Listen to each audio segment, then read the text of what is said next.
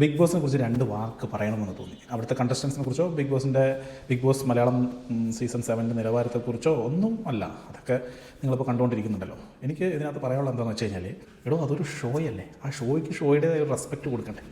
ഞാൻ പറഞ്ഞു വരുന്നത് ഇതിനെക്കുറിച്ച് വീട് ചെയ്യുന്ന ആളുകളെ കുറിച്ചിട്ടാണ്. ഓക്കെ, ഇപ്പോൾ ഡേ ബൈ ഡേ റിവ്യൂ അല്ലെങ്കിൽ ലൈവ് എന്തെങ്കിലും കണ്ടിട്ട് എന്തെങ്കിലും റിവ്യൂ പറയുന്നതല്ല. വളരെ സസ്പെൻസായിട്ട് ബിഗ് ബോസ് വെക്കുന്ന ചില കാര്യങ്ങൾ ഇവർ ബിഗ് ബോസ് റിവ്യൂ എന്ന് പറഞ്ഞിട്ട് വീഡിയോ ഇട്ട് നശിപ്പിക്കുകയാണ്. എന്ത് ഗതികെട്ട അവസ്ഥയാണ്.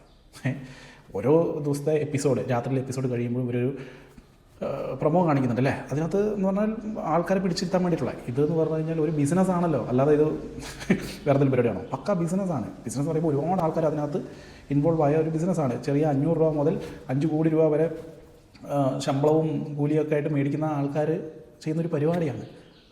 അതില്ലാതാക്കുകയാണ് ആക്ച്വലി ഇവിടെയുള്ള കുറച്ച് യൂട്യൂബ് റിവ്യൂവേഴ്സ് ചെയ്യുന്നു. എന്തെങ്കിലും കണ്ടോ അപ്പം തന്നെ വന്നിട്ട് യെസ് നാളെ നടക്കാൻ പോകുന്നത് ഇതാണ്, നിങ്ങൾ പ്രൊമോ കണ്ടില്ലേ, അതെന്താണെന്നറിയോ, അതിതാണ്. എന്നാൽ പിന്നെ ഇവർ ഈ പ്രൊമോ ഇടേണ്ട വല്ല കാര്യമുണ്ട്. ഈ സിനിമ റിവ്യൂ പോലെ തന്നെ സിനിമ റിവ്യൂ മാന്യമായി ചെയ്യുന്ന ആളുകളുണ്ട് അല്ലേ. വന്ന് ഇഷ്ടപ്പെട്ടെങ്കിൽ ഇഷ്ടപ്പെട്ടു, ഇഷ്ടപ്പെട്ടില്ലെങ്കിൽ ഇഷ്ടപ്പെട്ടില്ല, ചിലപ്പോൾ നിശ്ചിതമായി വിമർശിക്കും. അതൊക്കെ ഓക്കെയാണ്. പക്ഷേ ആ സിനിമയിലെ നിർണായകമായ കാര്യങ്ങൾ പറയുക, ആ സിനിമയുടെ കഥ പറയുക, ആ സിനിമയുടെ സസ്പെൻസ് പറയുക, അങ്ങനെയും റിവ്യൂ ഇടുന്ന ചില അലവലാദികളുണ്ട് അല്ലേ. അവർ ആ സിനിമയെ നശിപ്പിക്കുകയല്ലേ ചെയ്യുന്നത്. നല്ല സിനിമയാണെങ്കിലും മോശം സിനിമയാണെങ്കിലും ഓക്കെ, ആൾക്കാർ ചെന്ന് കാണട്ടെ എന്ന് ചിന്തിക്കുക അല്ലേ. അല്ലെങ്കിൽ നിങ്ങളുടെ അഭിപ്രായം നിങ്ങൾ പറയാം. പക്ഷേ അതിൻ്റെ ഇമ്പോർട്ടൻസ് കളയുന്ന രീതിയിൽ വന്നിട്ട് ചെയ്യുന്ന പരിപാടി വളരെ മോശമാണ്. കഴിഞ്ഞ വീക്കെൻഡ് എപ്പിസോഡിൽ മോഹൻലാലും വന്ന് ബിഗ് ബോസ് ഇതുപോലെ വീഡിയോ ചെയ്യുന്ന ആൾക്കാരെ കുറിച്ച് പറഞ്ഞു. അതായത് ഇവിടുത്തെ രഹസ്യങ്ങളൊക്കെ ചോർത്തിയെടുത്ത് ഈ റിവ്യൂവേഴ്സ് ഈ പറയുന്ന ക്രൂവിൽ ആരെങ്കിലുമൊക്കെ വളയ്ക്കുന്നുണ്ടാവും. അല്ലാതെ പിന്നെ ഇവർക്ക് ഈ ഡീറ്റെയിൽസ് കിട്ടുന്നു, കറക്റ്റ് ഡീറ്റെയിൽസൊക്കെ തന്നെ പറയുന്നത്. അടുത്ത ആഴ്ച പുറത്താകാൻ പോകുന്ന ഇവരാണ്. ഇവരെ പുറത്താക്കും എന്ന് വിചാരിക്കും, ബട്ട് പുറത്താക്കൂല. വോട്ടിംഗ് നില ഇതാണ്. ഇവരങ്ങനെ വോട്ടിംഗ് നില അറിഞ്ഞു. ഇവരെന്താ ഹോട്ട്സ്റ്റാറാണ് വരെ ജോലി. പക്ഷെ അത് വളരെ ഗൗരവമായിട്ടുള്ളൊരു കാര്യമായിട്ട് പേഴ്സണലി എനിക്ക് തോന്നി. മാന്യമായിട്ട് ബിഗ് ബോസ് റിവ്യൂ ഇടുന്ന അഭിപ്രായം പറയുന്ന ഒരുപാട് ചാനലുണ്ട്, ഞാനും കാണാറുണ്ട്. ഓരോ കണ്ടൻസിനെ കുറിച്ചും വളരെ നല്ല രീതിയിൽ അവർ അവതരിപ്പിക്കുന്നതും ഗെയിമിനെ കുറിച്ചിട്ട് വിവരിക്കുന്നതൊക്കെ നമ്മൾ കാണാറുണ്ട്. അതൊക്കെ നല്ല കാര്യം തന്നെയാണ്. പക്ഷേ ഈ സസ്പെൻസ് പൊളിക്കുന്ന ചേച്ചിമാരെ, ചേട്ടന്മാരെ, ഇതിപ്പോൾ രാവിലെ ഒരു വൈകുന്നേരം വരെ ലൈവ് കാണുന്ന ആൾക്കാരൊക്കെ വളരെ കുറവായിരിക്കും. നമ്മൾ ഈ ലാസ്റ്റത്തെ ഈ രാത്രിത്തെ എപ്പിസോഡൊക്കെയാണ് കാണുന്നത്.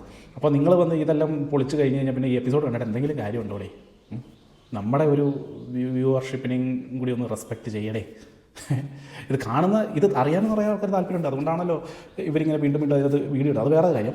അങ്ങനത്തെ ആളുകൾ എന്ന് പറഞ്ഞു കഴിഞ്ഞാൽ ഈ മറ്റേ സീരിയൽ അഡിക്റ്റ് ഒക്കെ ആയിട്ടുള്ള ആൾക്കാരുണ്ടല്ലോ, അതാണ് ഞാൻ വിചാരിക്കുന്നത്. അതാണ് അവർക്കെന്ന് പറഞ്ഞാൽ ഇതൊരു ഷോ ആയിട്ടല്ല. അവർക്കെന്ന് പറഞ്ഞു കഴിഞ്ഞാൽ ഇതൊരു ജീവിതമായിട്ടാണ്.